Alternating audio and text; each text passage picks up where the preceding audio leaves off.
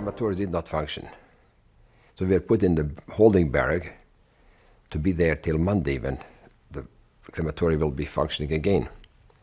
But that night, this was Saturday when we came to January the 6th, exactly 3 weeks before being liberated at Birkenau, came the Jewish doctor. As you probably know, the curfew was 8 o'clock. Nobody was even allowed to open up the door of the barracks, not step out.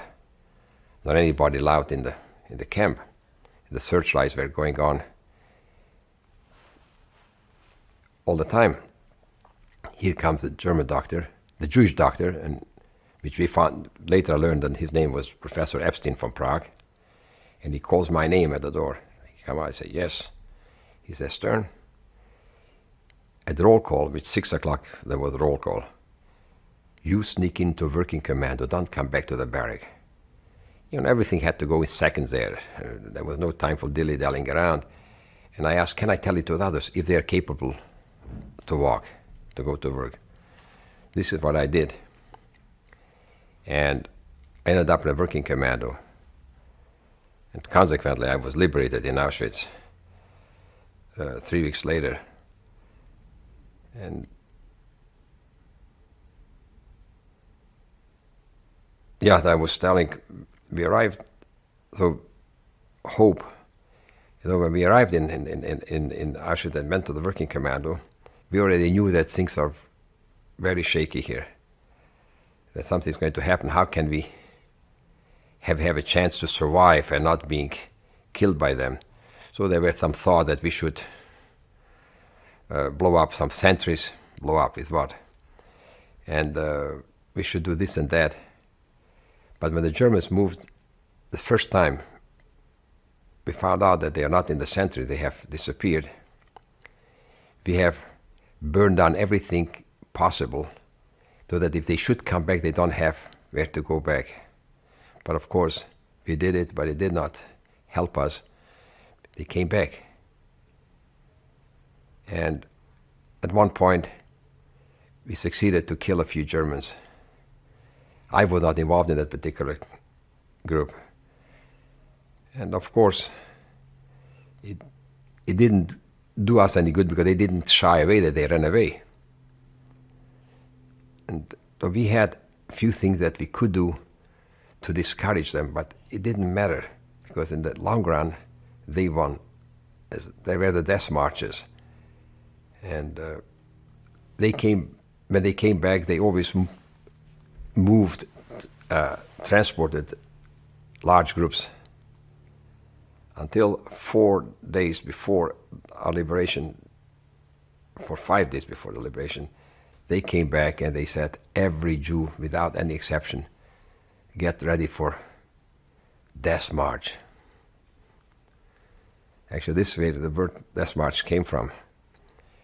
And I don't know how and where I got the strength, but I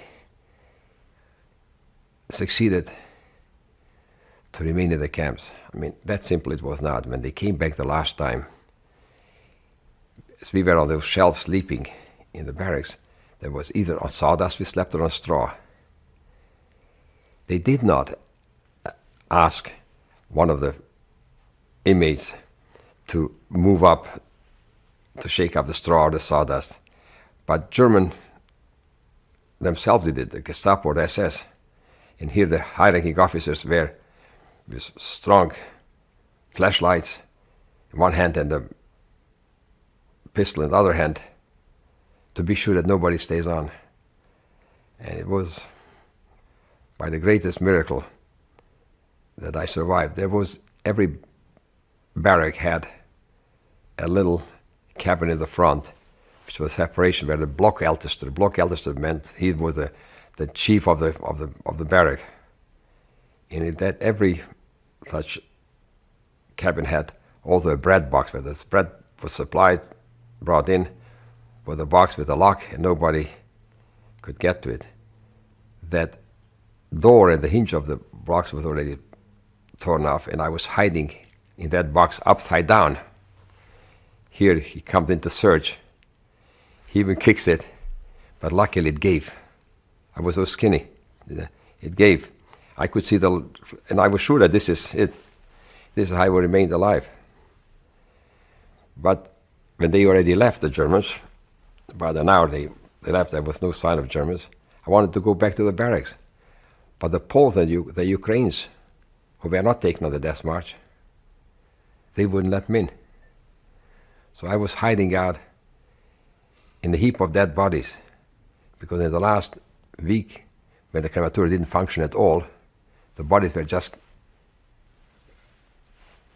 building up higher and higher. And I sneaked among those dead bodies because I was afraid they'd come back or something. So there I was at night time, and at daytime I was roaming around in the camp. And this is where I actually survived. January 27th, I was one of the very first, Birkenau was one of the very first camps being liberated.